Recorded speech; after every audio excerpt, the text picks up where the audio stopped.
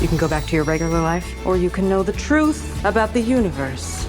The choice is now yours. The first one. Did I do that? So, Barbenheimer was just as much about the ambiance as it was about the movies themselves. I saw Barbie first in the evening. I can't say I had any well thought out reason, I just kept seeing Ryan Gosling whenever I went to sleep, and whenever I closed my eyes too. I wanted to be free of this demon, but I will never be free. Anyway, I brought my tickets 1 week in advance and immediately saw this big line in order to take a picture inside the Barbie toy box they had propped up by the entrance. I also saw a bunch of people dressed up in fun outfits. Bright Barbie pinks and vibrant colors galore for the Barbies. Fresh and funky button-ups for the Kens. I saw one guy dressed up like a straight-up clown. That wasn't in the movie. I had no idea what that was about. I didn't dress up, unfortunately, because I just came out of work, but somebody did come to me and ask me if I was dressed as Michael Cera's character Alan. I wasn't. I did, however, get into spirit by buying one of their Barbie-themed cocktails, which was very delicious, despite costing an arm and a leg, but heck, I would do it again. And while I was waiting for my dream drink to be made, I ended up striking conversation with the people around me. It was that moment, before having even seen the movie, when I realized how special all of this was in a post-pandemic world. Heck, post-internet world, really. I was talking to people in my local area, so many people with otherwise nothing in common, and we all gathered together to share in this big cultural moment. We were all witnessing this together, and everybody knew that we were witnessing this together, and everybody knew that we knew. I didn't see Oppenheimer right after that. It was time to go to bed. It was 9:30. But the very next day I saw Oppenheimer in IMAX and saw a bunch of people in old-timey suits and Barbie cosplay, so that was fun. So I had a good time. I give it a 10 out of 10 time to be alive. To an extent, it was the very experience of seeing these movies in theaters and being surrounded by this much Kenergy, shoot! That has the potential to overshadow the actual films. I knew I wanted to make a video reviewing and even comparing these two films for the fun of it, but I kept on kicking that inspiration can down the algorithm road because I just did not know where to start with either of these. I feel like I haven't fully understood any of these movies on first watch, and whatever I say today will inevitably be outdated in a few months' time. Besides, it's not like the world needs anyone else telling them to go see Barbie. Heck, even Oppenheimer's doing pretty great in the box office. But then I realized this will be a weekend I, as a movie nerd with no life, might remember, and I might miss an opportunity to preserve what was going on in my head in a very important occasion, personally. So let's take a crack at that. Hi, Ken. Hi, Ken. Hi, Ken. I got us both ice cream. Cool.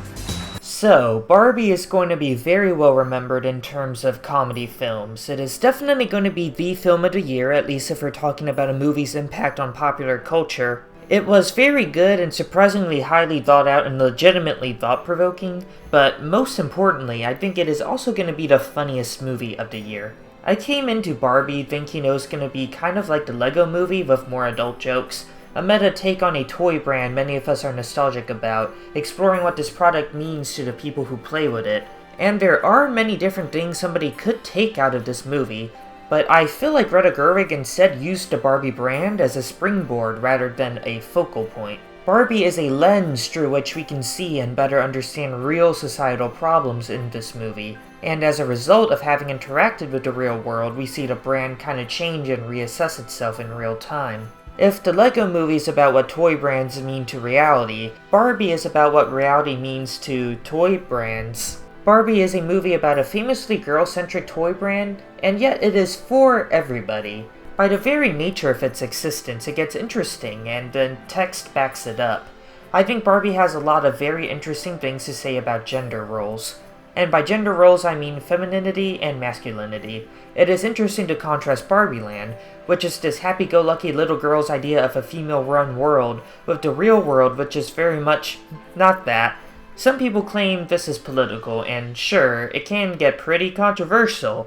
It tackles such radical themes such as being a woman sucks sometimes, and that maybe men shouldn't be in charge of literally everything. Ooh, get out of the water, the indoctrination shark is gonna get ya. But you would have to be a real stick in the mud to have a problem with this movie. It handles all of its themes in a highly tongue-in-cheek and over-the-top way. I would actually argue that the movie takes a rather kind and optimistic stance at the end, and I felt good about myself as a 24-year-old man who saw this movie by himself, and so can you, because that's what an open mind and a little teeny bit of alcohol maybe will get you. Margot Robbie is of course the heart, and Ryan Gosling was the absolute highlight as Ken. He is giving the performance of his lifetime, he sings, he dances, and it would be hilarious if, after a very long history of acting, this gets him his first ever Academy Award. I also want to highlight the sheer force of production that was put into Barbie Land and everybody in it. They drew every trick of the trade into making this a plastic toy box paradise, where nothing bad or ugly happens. There's no actual water in this beach, our characters don't even drink actual water, they just sort of mime it. There's a sequence towards the opening where Barbie's waking up and going about her daily routine, and I just had the dumbest little smile on my face the whole time, watching this all come together like a kid in a toy shop. This is definitely going to inspire an amusement park attraction, and it's going to make so much money. The sense of humor is baked into the filmmaking and world itself, and it's so cool. My only criticism is that the movie could have spent a good bit more on the human characters, the mother and daughter, because their relationship gets resolved around the middle and it kind of felt out of nowhere, but I had such a good time regardless. How about a tentative 8 out of 10? I would have to see Barbie again, I think, because everybody gets something different out of this movie, and I feel like I might too if I look at it through some other lens. I'm excited. But I absolutely have to see Oppenheimer again because clearly I missed something. 8, 7, 6, 5.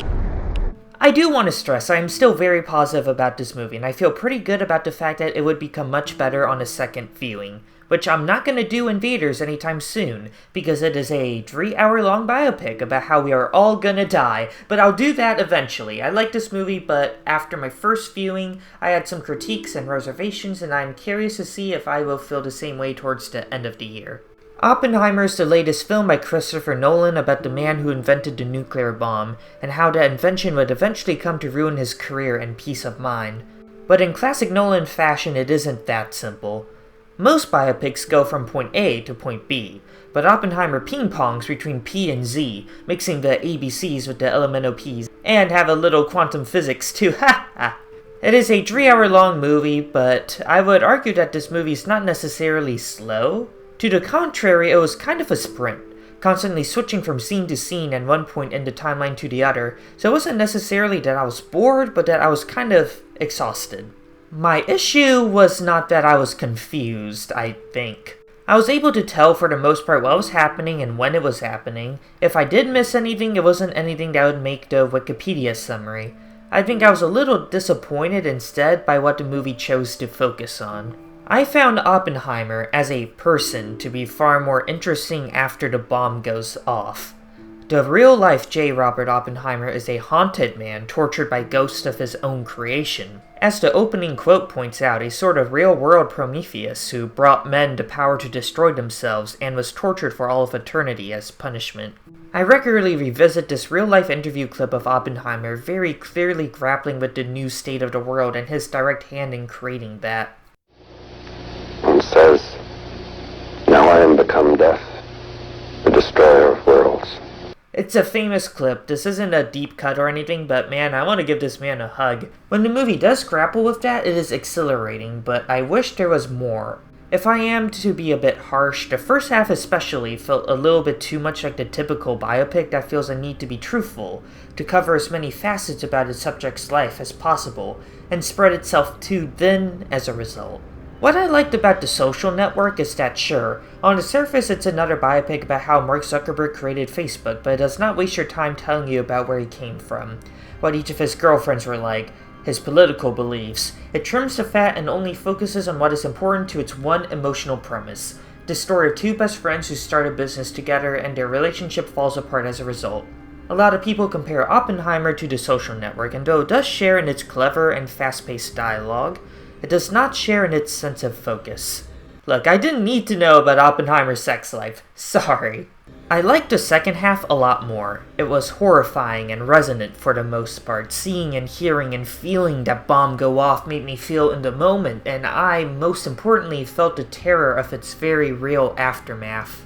That was the most interesting part of the movie, and I wanted much more of that, and less of the standard biopic fare. The reason I remain hesitant about these thoughts especially, however, is that maybe there is more nuance in the first half than I am giving it credit for now. On first viewing, I am struggling to keep pace, absorbing all of the facts of the situation. It is very possible that these themes were very much there from the beginning, but as of now, I want to give Oppenheimer a tentative 7 out of 10, but oh boy, that ending, dog. Oh, that might get it to an 8 territory. 7 for now. All in all, I would recommend seeing both of these movies if you haven't already.